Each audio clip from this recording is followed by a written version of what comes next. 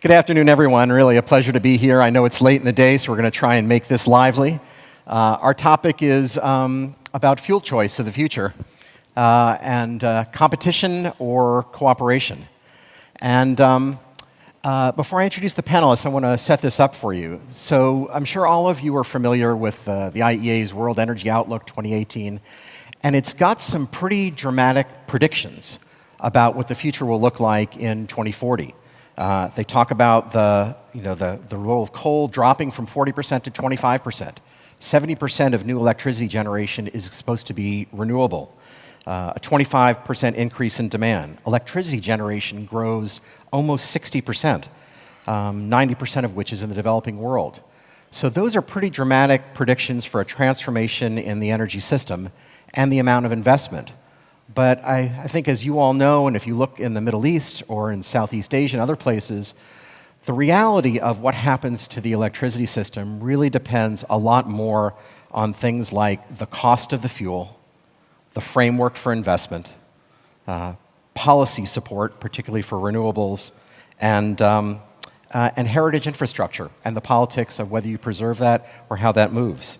And so that raises the question of this topic, which is, as you introduce new fuels and different kind of fuels into the system, is that going to be competitive or cooperative? How easy is that going to be to do? And so we are really fortunate to have the panel that we have today because they can speak to this issue with really firsthand knowledge. And let me start on my left with Fatima Al-Foora Al-Shamsi, who is the Assistant Undersecretary, and her title says it all, for Renewable and Future Energy in the Ministry of Energy and Industry. She has also been responsible for both the Dubai and the federal water system, and water desalination is where a lot of energy demand is coming from. And then next we have Badr Lamki, who's the Executive Director of Masdar Clean Energy, both for clean energy here in the Emirates, but also more broadly, a global investment. He's worked for ADNOC Offshore, he's worked for Total, so he's seen oil and gas, and he's seen renewable energy as well. Next, we have Meg Gentle, who is the CEO of Tellurian.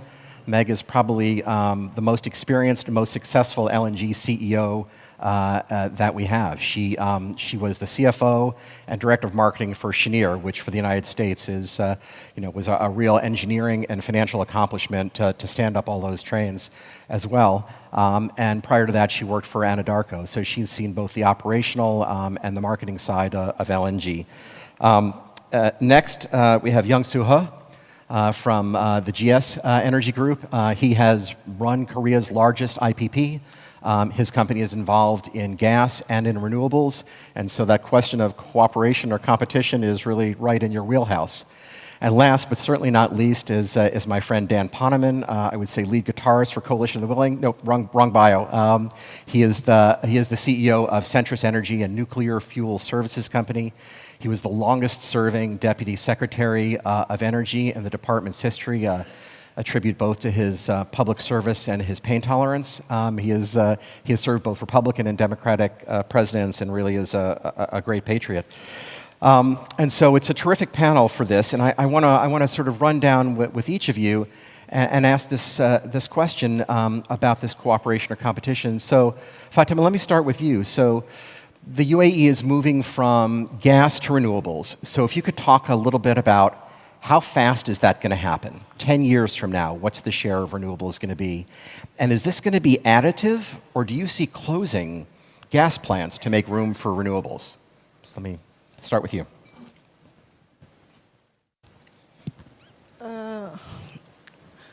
Definitely there is a transition, and the transition is different from one country to another country.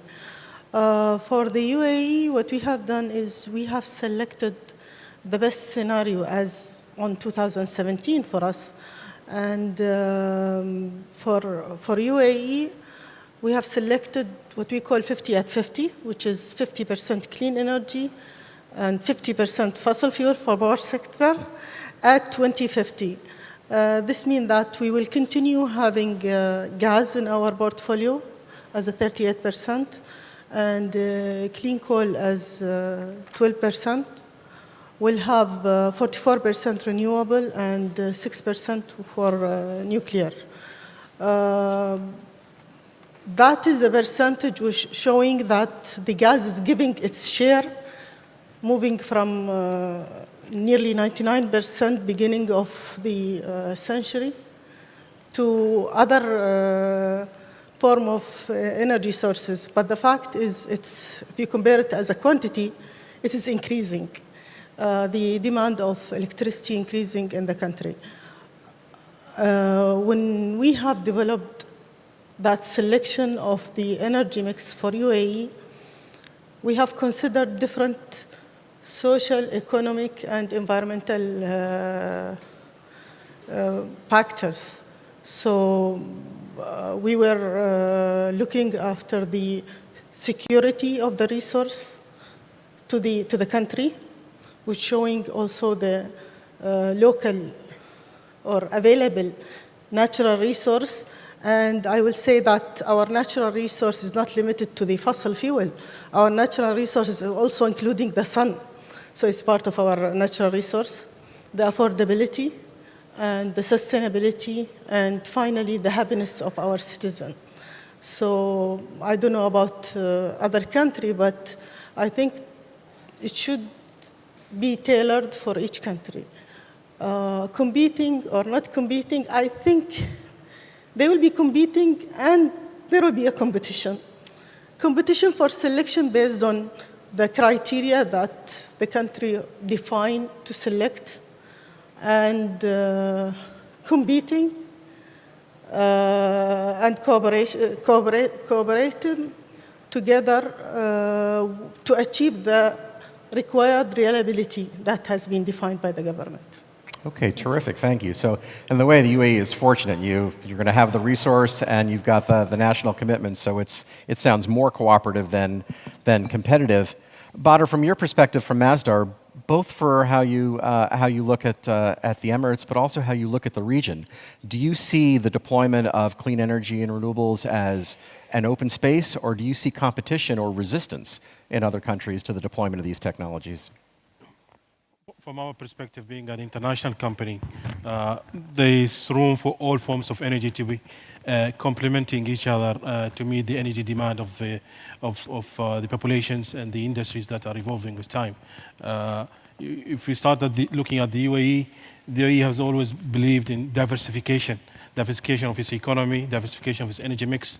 The vision was not today. The vision, at least the bold decision of forming Masdar in 2006 is a symbolic that there is a long-term outlook there, that the energy mix is going to evolve and change, but there will be a continuation of all forms of energy. So in 2006, this country is twice blessed, resources under the ground and abundant sun above ground. And there is a recognition that we need also to harness the energy coming from solar. So I think that by itself is a statement that hydrocarbon will continue, and you see ADNOC through its plans and the bold outlook of the industry revolution that they're going to have in the coming 30 years.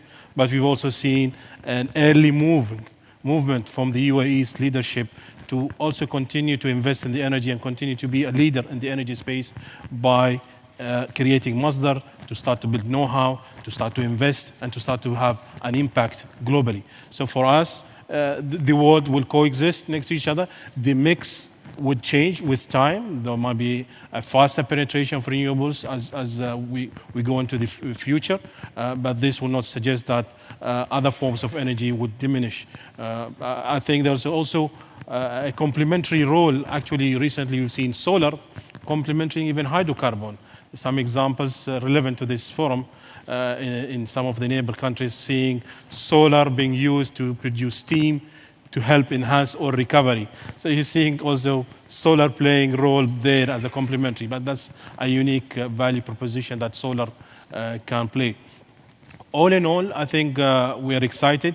We believe the pace that the renewable energy will evolve will accelerate.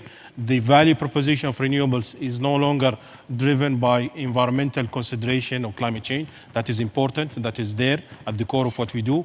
But the price the competitive nature of getting electricity delivered to our homes through forms of renewable energy has been proven to be possible and doable. In 2006, we take pride as Masdar that we've set a world record right here at home in Dubai, for example. We've delivered or we've bid for a project and we've won that project, and it's under construction and it's under operation already. 2.99 cents per kilowatt hour for electricity coming from a green source of electricity, which is renewable. Yes, we do have a challenge of intermittency, but I think the whole industry is focused about trying to find solutions about energy storage to make renewables even more available, more baseload. And I think that will help unlock more potential for renewables. So optimistic outlook for renewables driven by cost and value proposition that is now proven, is a mainstream business, is not a good to have business.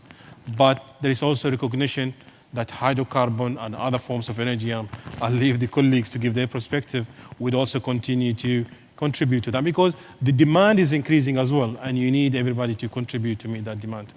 So that's a great story so far. It's sort of an expanding pie, and to the extent you're competing on clean energy, you're able to compete on price.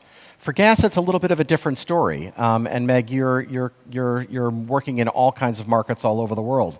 Some of them have incentives for renewables, some of them have coal, and you've got to make gas competitive in a lot of different economies. Can you give us a little bit of a tour about where is gas competitive? What are the markets that you're looking at, and where do you see the role of gas growing?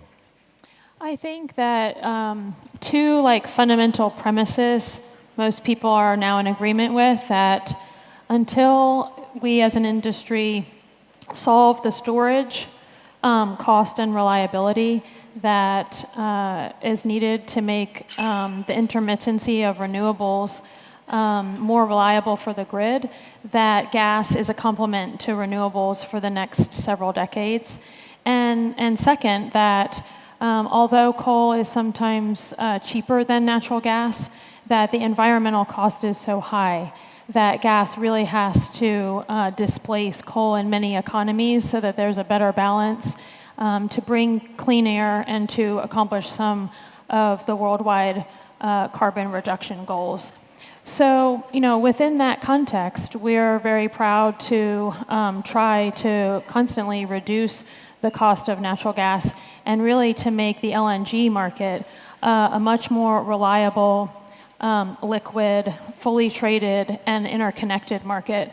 LNG will soon be the second largest interconnected market in the world after North America. And we have now enjoyed about 3 or 4 years of the LNG market growing at about 10% a year. For 2018, I think we had 9% growth rate, which was a little bit lower, really only limited by the amount of supply that comes into the market. So LNG growth is really driven by the pace of new liquefaction infrastructure that brings supply to the market. 2018 growth was actually driven primarily by growth in China and South Korea, as those two economies get more and more committed to reducing coal-fired generation and replacing it with gas. We have seen also in Asia, the emerging economies moving to natural gas are now about 11% of overall LNG demand. And so that is making up more and more of a component of overall demand drivers. So demand is very strong in the market. The question now is whether we, on the supply side, will be able to keep pace with that kind of growth rate. And the main challenge, as you would all imagine, is investment. And the next round of investment that's needed to bring between 1 and 200 million tons of liquefaction capacity to the market by 2025 to support the environmental and economic balancing decisions that gas plays such an important role in. That's terrific. Yongsoo, let me turn to you next. And Korea is an interesting case in point because The country has now a goal of trying to get to 20% renewables by 2030. You've got a renewable portfolio standard, so there's demand on KEPCO about how they're going to create their generation. And as an investor, you're in gas and you're in renewables. So is this a fair fight? How do you feel like there is space to do both gas and renewables? Our government has a big push on 2030, which means by 2030, they want to fill up with renewables by 20%, which means that right now, for example, of say wind, current I guess capacity is 1.7, and they have to have 15 more gigas coming in to fill up with the wind, which is about 25 giga for the PBs. It's going to be very tough. However, I think our government is very ready to push it, especially with the Paris Agreement, to meet that demand. Our portfolio is 80% gas, and we have core and also renewables. So what our government is trying to do is retiring in old core power plants and also retiring old nuclears. So which means the gas and renewable has to kick in to that for that demand. So for us, we are, but Korea doesn't have really good quality of wind or solar like UAE. So it's a very hard to make that happen. But however, there's a good project that we are working on in Korea that will fill in that government's need and also for our business. And gas will play definitely bigger role than what it is at this time. So 2030, at least in Korean market, not other markets, we are looking for some new businesses in the power side. Yes. Okay, thank you. Dan, let's talk about nuclear. I mean, we've heard a lot today. Nuclear faces some challenges, some on cost and in other ways, and sometimes on the policy front too. There's incentives for renewables, but sometimes it doesn't include nuclear. So what's the outlook for nuclear in Asia? And if we can draw on your expertise about the next stage of nuclear, do you think 10 years out, nuclear will be much more competitive than it is today because of the next generation of technologies coming along? Well, I'll start by answering your last question, which is, if it isn't, it's going to be in real big trouble. The challenges that nuclear faces in terms of cost, in terms of schedule, in terms of dealing with the waste, in terms of dealing with public confidence in the safety, obviously the effects of Fukushima far exceeded what I think anyone anticipated on March 11th, 2011. That having been said, there are very important projects that are proceeding. Right here, the Baraka project, which is very impressive for anyone who's visited it. Obviously, you still have significant new build going on in India, in China. There's the referendum that led to the resumption of construction of Shinkori. And so if you look overall, you're going to see like a 20% increase in overall nuclear if the projects now underway are completed in the next 10 years, of which half comes from this region. And in the new policy scenario of the IEA, if we are going to see nuclear play the kind of role that it could play in lowering carbon overall, 90% of that growth is projected in this region. All that having been said, a number of the factors that my colleagues have mentioned on the panel, the presence of renewable portfolio standards as opposed to clean energy standards. The fact that the famous truism of John Rowe, the legendary CEO of Exelon, that for nuclear to compete in the merchant market, you need $8 price of gas and a $25 price on carbon, of which we have neither. These are going to be real challenges. And therefore, as Secretary Moniz said earlier today, I think we're really going to have to look at the next generation of technologies, not just small modular reactors based on current light water technology, but advanced generation technologies that have fast spectrum neutrons that can use used fuel as a source of effectively infinite fuel. And if the nuclear industry is not able to innovate, I think that it's going to have a real problem even surviving. And the last point I'd make on that is if you visit Japan, they've got 9 reactors starting again. They are really challenged. The Abe government is committed to something like 22% nuclear in their latest energy plan, which would require, of the 9 now going, they'd have to add another 12 to 15 reactors restarting. But you still have such public skepticism. And my view is that until you get a new generation of nuclear technologies that can shift the paradigm, shift the image of nuclear, and not just the image, but the reality of nuclear, cleaner, safer, more manageable waste package, I think you're going to have real trouble. But if you can do that, it's going to be very promising. And I think to put it in context, you hear both the current administration and the past administration in the United States talking about an all-of-the-above strategy. If you assume that all 197 intended national determined contributions that were the backbone of the Paris Climate Agreement are fully implemented, which already isn't happening and will not happen, you don't get within even 2 degrees centigrade of 2 degrees centigrade climate warming over pre-industrial levels.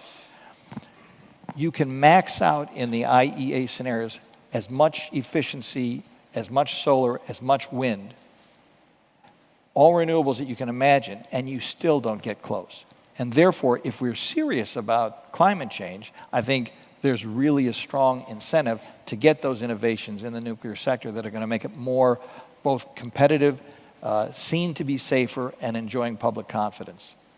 Okay. Before I turn to the audience, I want to address a question. At least in the United States, there's a narrative that it's really a choice between renewables and other fuels. It's an either-or choice. And I think, Badr, you've said, and Fatima, you have as well, that there's lots of complementarity that's possible. But I wonder if you can unpack that a little bit. And Meg, actually, I want to start with you because at least in the US, gas is the target.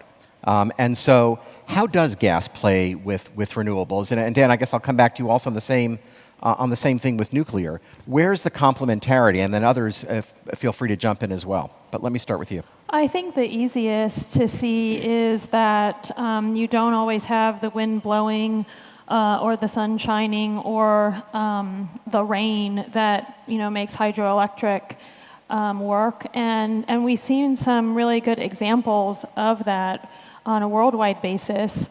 I think in 2017, Spain, for example, which runs on very high hydro and wind, had neither rain nor wind, and luckily has enough LNG import capacity that they could very swiftly bring in additional natural gas, and they have spare power generating capacity to be able to backfill with gas. So Spain had actually, in that year, a 50% increase in LNG imports. Last year, same wind drought occurred in the UK, was backfilled with LNG imports. So gas is getting more and more flexible. The spot market for LNG is more available. We're seeing now 30% of LNG is traded on a spot basis. We fully expect that that will be 50% in the next couple years, mainly because US LNG is coming onto the market with 100% destination flexibility. So it can now work even better than ever before with intermittency either on an hourly basis or on a seasonal basis with renewables. So I actually would argue that as we install more and more renewables, we need to make sure we install worldwide more natural gas-fired capacity to provide that backup security so that there is energy security and reliability in the grid. Okay, terrific. I would just add that I think, unfortunately, there has been a fratricidal tendency in the United States as between renewables and nuclear. I don't think it's necessary. I think we need both. And actually, Idaho National Laboratory and the National Renewable Energy Laboratory in Colorado are working together to look at hybrid systems in which an integrated power source coming from nuclear on the one hand and renewable source on the other can be used to promote more efficient desalination, biofuel production, et cetera. I think this is a promising area. But I think, frankly, as a matter of public policy, to paraphrase a Bill Clinton campaign issue, it's the carbon, stupid. And why you would have 38 states that would have renewable portfolio standards instead of a clean energy standard if you actually are trying to minimize carbon, I think is something that has got to be addressed. And I think it can be. There are issues such as the investment tax credit, which has benefited solar deployment a great deal, the production tax credit, which has distorted the dispatch of electricity, sometimes to the disadvantage of nuclear, to the extent that actually perfectly well operating nuclear plants are being forced to shut down prematurely. I think, again, if you care about some of these broader issues of air quality and so forth, there are things that can be done and should be done to reduce some of those conflicts that have been created by matters of policy. That's going to require work at the state level, where you have had zero emission credits come into play. It's going to require further review at the Federal Energy Regulatory Commission. But unfortunately, there's such a balkanization of U.S. energy policy that to get a coherent approach to this is going to be very, very challenging. Okay. David, please, yes. I maintain the theme that there's a complementary relationship between all energy forms of energy, the energy mix, but I'll still maintain that the renewables has a stronger pace to evolve moving to the future for a number of reasons. The fuel is cheap, all right? Two, it's affordability. Today, solar is below 2.5 cents per kilowatt hour. Yesterday in Saudi Arabia, we've been awarded a project of wind, 2.1 cents per kilowatt hour. So the cost is becoming more attractive. The financial institutions have got comfortable with this industry. Now there's lending coming there, there's appetite for more, so that's also, financing is not an issue. Regulatory frameworks have also evolved and matured. The UAE today is looking at the future. 2050, already targets have been set, 50% clean energy forms of energy. So I think that's already strong fundamentals for the renewables to continue to pick up momentum. Plus, renewables can go to places, talking about flexibility, to places where neither nuclear nor gas can go to. Rural villages, islands, where electrification of islands and rural villages is done much faster, much easier, much more cost effective. We have an experience in Masdar. We've already electrified more than 30,000 homes in Afghanistan, in Egypt, in Morocco, and the islands from the Pacific to the Caribbean. So there's momentum being built there, and I think that's definitely exciting, at least from our perspective, being an active player in the renewable energy industry. Great. Fatima, something to add? I think I agree with Meg that we need to continue having gas capacity for the security and the flexibility of operation. And I agree with Badr also that renewable is promising and the economy of the renewable, but we're missing the technology, the storage technology. Plus, if we are talking about climate change and reduction of CO2, I think gas will be a very good transient resource for the countries whose mostly dependence on coal. So that is a green, somehow green form of fossil fuel. Terrific. So yeah, I guess every country has a different mixture target on their portfolios. Like Middle East, I mean, it's blessed with it's a great solar powers. U.S. with a great gas price. Some countries, every country has their own targets. I guess at the end of time, that issue will be that renewables in many countries like Korea is you have to subsidize. So at the end, it will be how much are you willing to pay, and how much for the electricity, and how much government will be subsidizing. So again, I don't think there's a right or wrong. It's just that what cost. Terrific. Well, let's get some questions from the audience, and I think we've got a contingent from NYU with microphones ready to take some questions. So, Edna, go ahead. Right here. Let me get the ball rolling here. Etna Trainer here. You're all talking about gas as if it's all going to go away. Why should it just be a transitional fuel? Surely, and I know Meg will have great interest in it being a destination fuel. So I know it depends on who you talk to, and we do conferences just on gas, and then we do conferences on diversification of energy. But depending on who you talk to, some see gas as definitely a destination fuel, while some are seeing it just as a transition fuel. Where's the future? Please, Fatima. Yeah.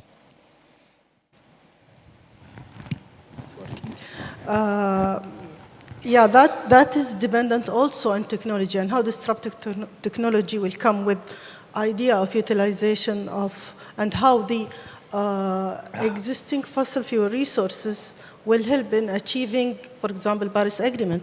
Now we're talking about the clean fossil technology, clean coal technology. Today, Mr. Msabbeh Al-Kaabi was talking about the CCUS. There is a lot of technology still under research. One of them, utilization of CO2 for power generation. So the fossil fuel will continue still. What we need is to also develop the clean fossil technologies and focus on that research on those different technologies, which is going on now. An administration colleague of mine said gas is a bridge, but it's a really long bridge. Yeah. I agree with Fatima that gas will continue to be part of the energy portfolio, and I don't see it as solely a transition fuel. I do think that we will have improvements in renewable technology, and I'm hopeful that we will one day crack the code on storage. But even when that happens, I believe that economies will continue to have a portfolio so that they're certain to have security and reliability in their energy base.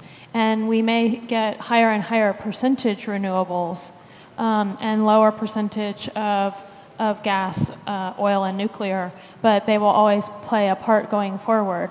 So it's incumbent on us in all sectors of the industry to be co-investing and finding greater efficiency, more flexibility, and lower cost in all of the components. Okay. Who's next? Bob Eichort here. Thank you. Bob Eichort from the Atlantic Council. We've seen power systems develop in terms of both larger integrated regional systems like PJM in the US, but also increasing interest in mini grids and decentralized applications. So you've got these two different forces that seem to be happening. What are the implications of that for the future of utilities and how they look at this question of the mix as well as the service to their customers? That's very good. Any takers on that one? Well, I'll make a comment. It's interesting. We started a few years ago this Power Africa initiative, and I actually had a problem with the name because if you look at Africa, they had like 600 million people without electricity at all. And why should you assume that the traditional kind of hub and spoke old-fashioned grid was the way of the future, where maybe people in the interior could do much better and much more efficient solutions to their problems by a distributed model. And indeed, in the aftermath of Superstorm Sandy, a lot of people were asking the same kind of questions about the United States. You get a lot more resilience that way. So we had these whole debates over the future of the utility or the utility of the future and how that all works out. I think this is a potentially very powerful paradigm shift in how energy is produced and dispatched. Everything from electric cars becoming mini storage sources that can feed back into the grid. And in the long run, it could end up producing much more cost-effective solutions, much more flexible demand response. And regrettably, or that was good or ill, but if you look, for example, at the opening chapter of the MIT Future of the Electric Grid study, and you see the crazy combination of NERC and FERC and balancing authorities and the different 3 separate grids in the United States, the notion that we could ever do something coherent and integrated to do this in a rational fashion, I think is sort of beyond comprehension given the political process of the United States. But I think it's still the right way to think about it in terms of trying to think of a way to overall rationalize the system. when you think about things like long-distance transmission and the important role it can play in addressing some of the issues of intermittency. For example, if you had a really efficient wheeling process across jurisdictions, you could do a lot that would save overall system costs, lower electricity prices for consumers, and enable a much more effective integration of different power sources of different sizes. And the last thing, since I'm the nuclear guy on the panel, interestingly, there's a lot of interesting work going on at the Pentagon now about micro reactors and the roles that they can play, both stationary and mobile sources, that I think could actually feed into, Bob, this kind of more flexible approach to even thinking about electrical utilities and dispatch of power to satisfy consumer needs. Badr, you've got off-grid in your portfolio at Masdar also. I mean, who's the buyer? Are these basically World Bank projects? Are these Masdar projects? Or are utilities in some of the countries saying, yeah, we're going to provide on-grid, but we're also going to get into off-grid now too, and as a utility provide that service? These are government-funded projects that have been implemented, some directly by Abu Dhabi Fund of Development from the UAE, some in collaboration with international donors. And basically, we come in with the know-how, we deliver this project, and then hand over the asset to the local communities with training for them then to maintain after we have departed. So, but what we see is an increasing trend of adapting off-grid solutions. There's a number of initiatives that we are working on in Africa, and at the moment in the Caribbean islands. We've already started projects in 16 islands in the Caribbean, working with the governments over there. And it's a fast increasing also line of business for us that is also not only going to be pursued from corporate social responsibility and G2G, but also from a business perspective, because indeed this solution is competitive than the current source of electrifying those places, which is liquid hydrocarbon. So definitely it will also make sense to the regional and local communities over there, because buying diesel or liquid hydrocarbon from the market is not the same as getting electrified through wind or solar. So it's very exciting times, I think, also not only for mainstream utilities, but also for off-grid solutions in villages as well as in islands. Okay. Fatima, did you want to jump in, please?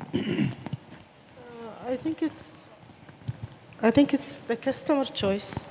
So what we have in UAE, for example, in Dubai, we have Shams Dubai, which allow the consumer also to install their the solar rooftop and generate their own power, but plus they can export and import from the grid. That gives more security and reliability to the power and to the electricity to the consumer. I think every time there will be some changes, and utilities should be ready for this change. But you cannot just be, you can be off-grid, but you will have some time that you have extra power.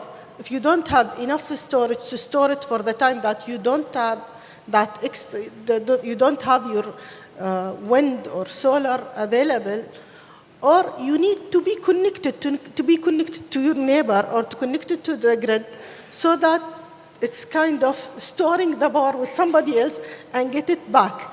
So those ideas of operating the system will change, but finally you will need to be connected to make sure of the availability of power supply to your house. Okay, terrific. Let me ask a question on digitalization, because that's one of the big themes of the conference. And digitalization seems to mean a different thing to everyone. Sometimes it's smart grid. It's going to optimize all the different sources of energy and solve your political problems and let you know which generation asset you're going to use first. But sometimes for other utilities, it's just it's reducing downtime. It's just a question of anticipating maintenance and making your utility run better. For any of you, what does digitalization mean to your business model? And is it impactful? Is it going to change? How does it impact you? Well, I will borrow the phrase all of the above. because in the nuclear industry, it is all of the above. Digitalization is a powerful tool in terms of making operations more efficient. And remember, the 30 years that the United States spent not building any nuclear power plants whatsoever produced the equivalent of 30 gigawatts of added power just by increasing the capacity factors, in other words, the availability of the existing fleet. Digitalization is the kind of technological lever that can help push that. It can help enhance safety by making training much more realistic, et cetera. However, when we were talking earlier about the next generation of nuclear technologies, look, nuclear has really got to lift its game in terms of improving its technology, improving the next generation of small and modular reactors and so forth. And I would say not only digitalization, but also artificial intelligence, 3D printing, all of these tools have got to be brought to bear on that if nuclear is, again, to kind of play the role that people hope it could play in terms of reducing overall carbon. Great. Anyone else?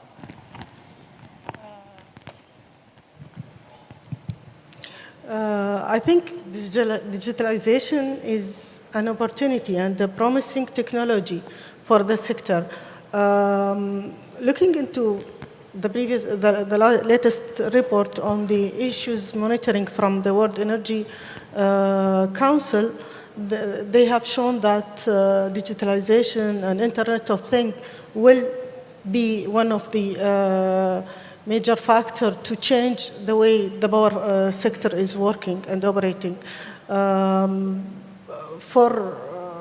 That will also accelerate the renewable, the interconnection required between one country to another country, how to do the business, for example, blockchain, and how this will make it easier for the either between the utilities or between different countries through interconnection system, trading system that will be much easier using electronic exchange. Trading is an interesting one. Is this going to impact the LNG business in 2 years, 5 years?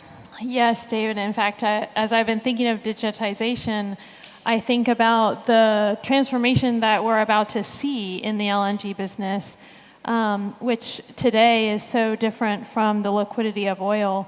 LNG is still traded on the phone.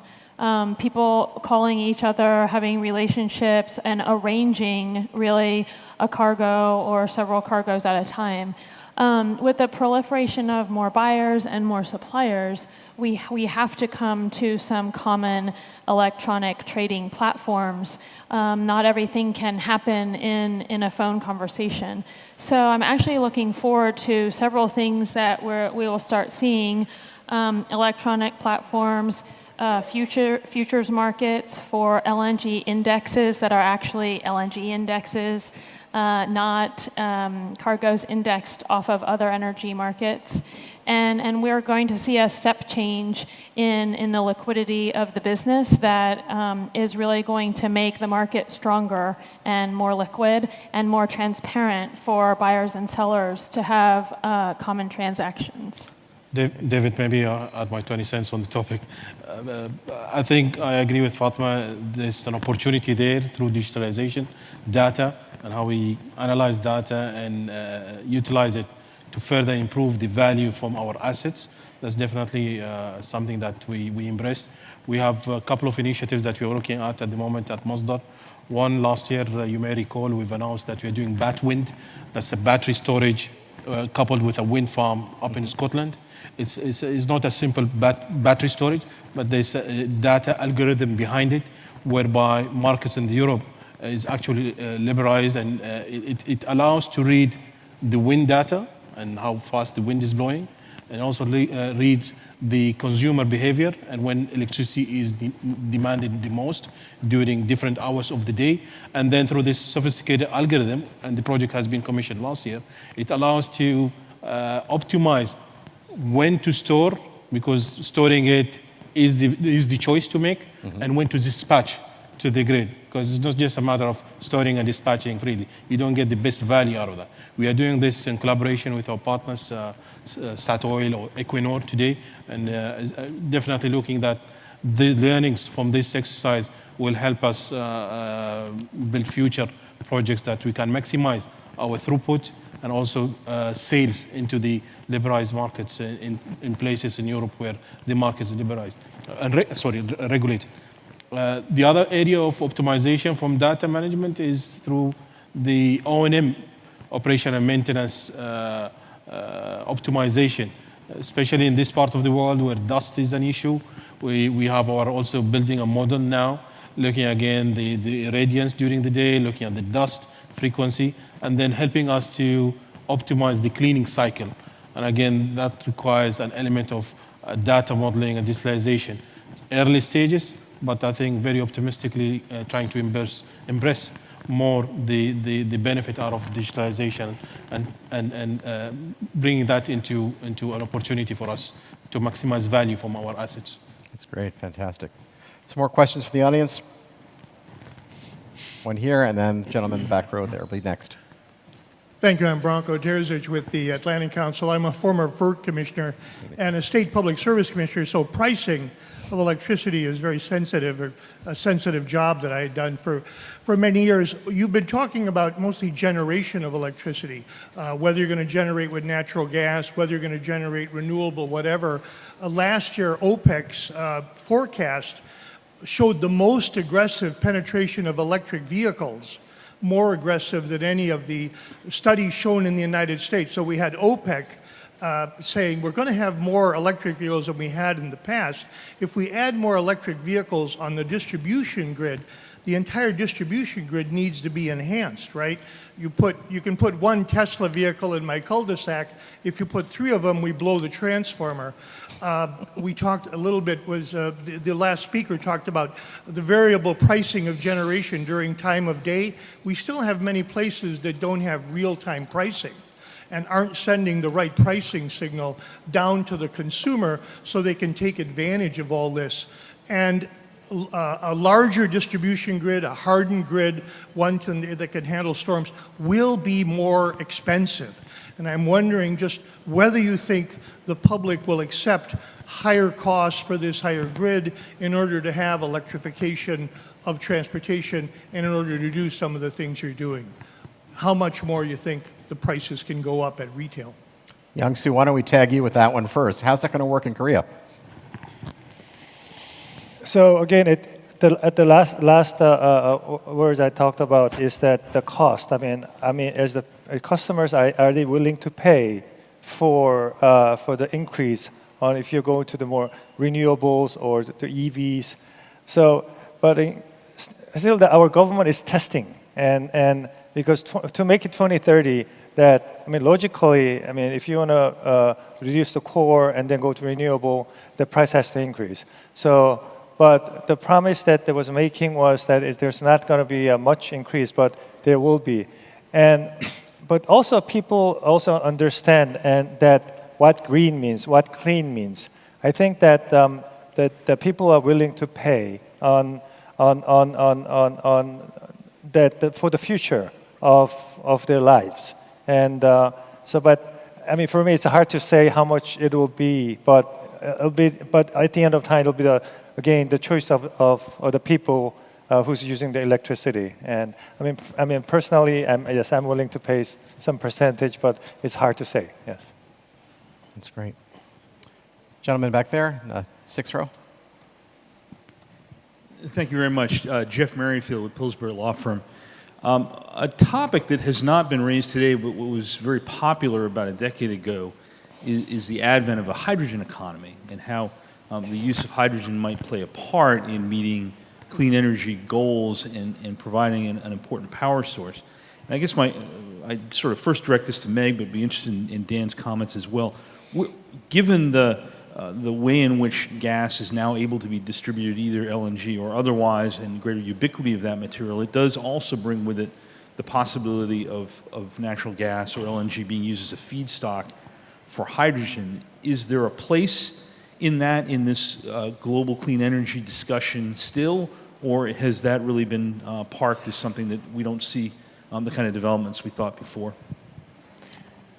Yongsoo, please. So it's not only Korea, but I guess Japanese government is very aggressive on hydrogen.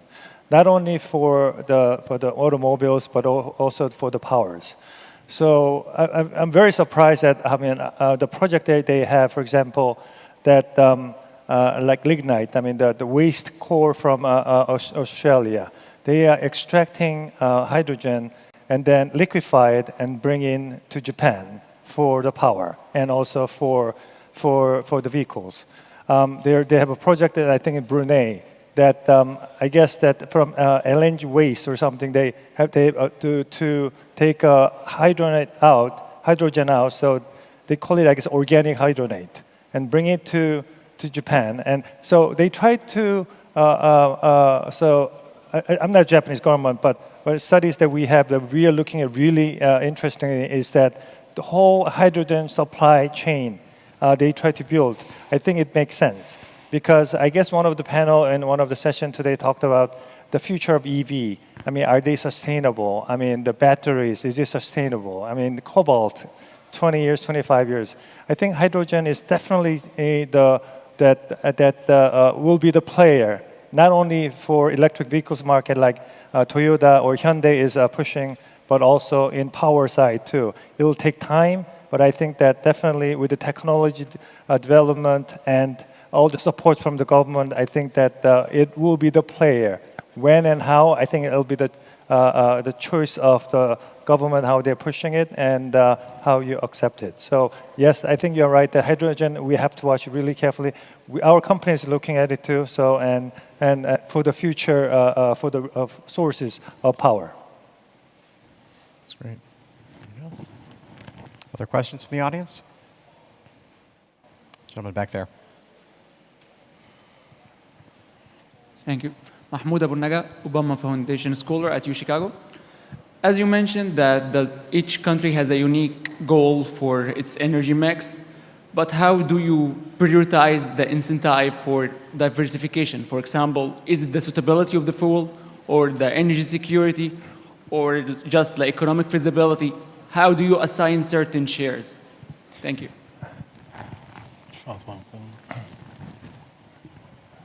Actually, developing your energy mix will be affected by, for example, mainly your available natural resources. So if you have a natural resource, which might be a renewable, then you will think that will add your security of supply. Now, for the UAE, as I defined, we have selected the most important thing is to have the electricity. So the security of supply, making sure that the electricity is there, given the highest weight in our selection index. And then affordability for our people, affordability for the business. I think he's happy with my answer. Good time behind the stage there. So affordability is not only for the end user, it's end user as a citizen. It's also the affordability for the business to attract the foreign investment.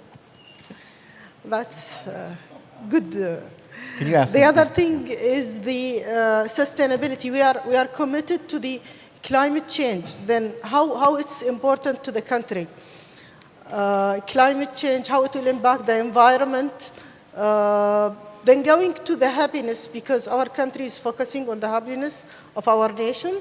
Whomever living in the country should be happy. So the cost of electricity should not vary, or at least should be the best cost.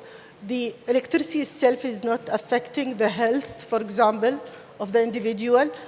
Of course, this is formed from the, let us say, political choice. What is your political people or the leaders is looking for?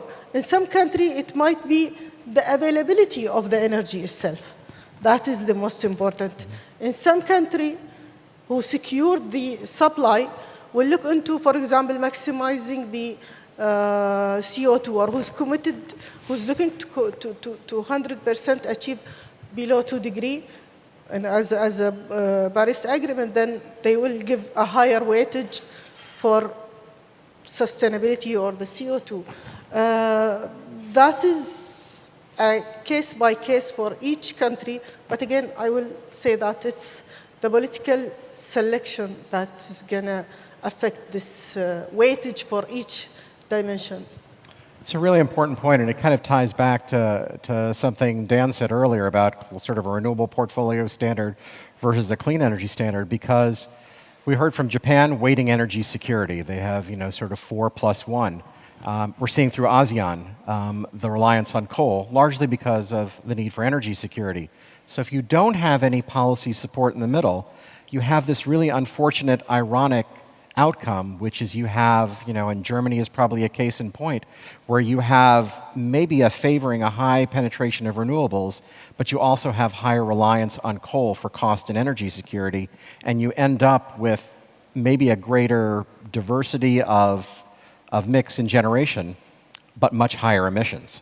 So there's a policy piece missing, I think, in a lot of these places to level the playing field. Of course, if there was a price on carbon in every country, this problem would be solved. But we're not quite there yet. Just to add to that, obviously, access to sufficient energy to meet whatever needs the people want, this is a dominant factor.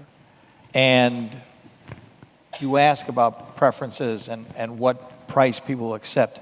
Well, in Germany, on the back of those feed-in tariffs, the German consumers were paying like 40 cents per kilowatt hour. I don't think that would work in the United States of America. It certainly wouldn't work where Bonneville Power Administration is providing cheap hydro for like 3 cents per kilowatt hour. But this is a price the people have decided apparently they're willing to pay. The role of government and policy, David, to your point, comes in where you might optimize for cost and get really cheap energy, but then when the polar vortex comes through, like it did in the upper Midwest in January 2014, and you have no access to power because the coal piles have frozen or whatever, then you're going to wish you had a more diverse, secure energy supply. So I think it's the role of public policy to channel the longer-term best interests of the people who might enjoy cheap prices on a day-to-day basis, but not wish to freeze to death in a cold, cold winter or something of that character. And frankly, that's what the role of the political process is, to try to sort some of these things out. I just regret that the political process is so chopped up in the United States, so balkanized, that it can't really produce that kind of overall rationality that I think would be really to the long-term benefit of all the people. Yeah, makes sense. Great. Are there questions from the audience? We've got about 3 minutes left, so we can take one or two more. Let me ask a question on climate, because this really raises it. I mean, we've talked a lot about climate today at the conference. We've had the IEA say how far off we are on those targets. I mean, as you look at either your country or the region, how much do you see climate as a driver for the demand for fuels, either for renewables or for gas, or for nuclear? Is this number 3 or 4 on the list, or do you see it higher? Fatima?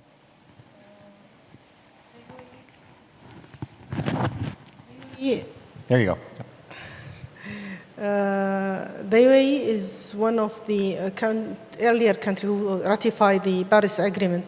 So for us, it is very important to achieve our commitment. We have submitted our NDC, and we are looking forward to achieve what we have committed in our NDC.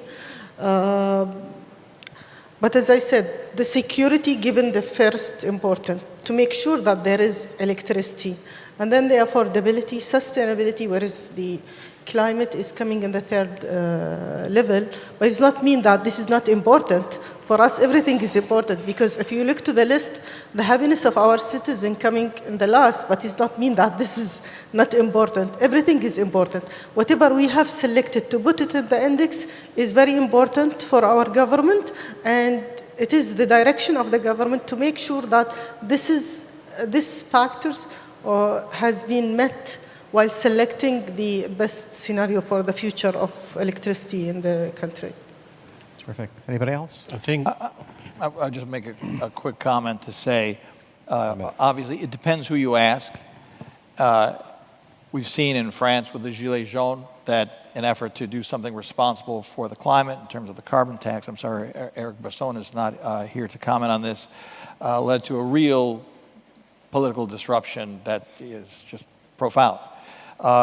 In the United States, we have a large number of people who feel left behind, and they're really not going to be very interested in making sacrifices of their personal lifestyles in trying to save carbon emissions.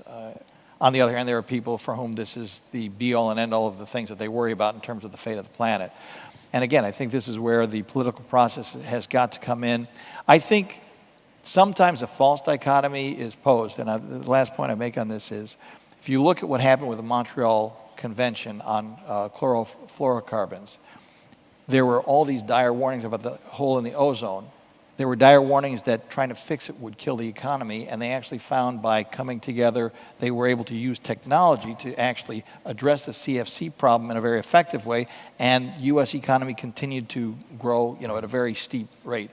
So I guess I would counsel to try to avoid some of the false dichotomies between growth and climate, because actually sometimes you can have your cake and eat it too. Okay. Well, I see we've come to the end of our time. I'm supposed to summarize. Let me just say just 3 or 4 takeaways. I think the overall balance of opinion on the panel, I think, is that these fuels need not be competitive. Either if you have the right value proposition, you're reducing your dependency on a fuel. If you don't have that resource, then they can be complementary. If it can be complementary as resolving intermittency, it can help with oil and gas operations. We've talked about digitalization and the way it can both increase the safety and efficiency of operations, but also the utilization of the assets that you have, which I think is good. But the other takeaway, at least that I take from this, is that you need policy support. That if you're gonna try and achieve the climate goals and the security goals, that if you have a hodgepodge of incentives, you're going to have some negative unintended consequences, and so that's where you need smart policy. But I'm a government person, so that's what I would always say. Thank you all for listening, and let's have a hand for our panelists for a really terrific day.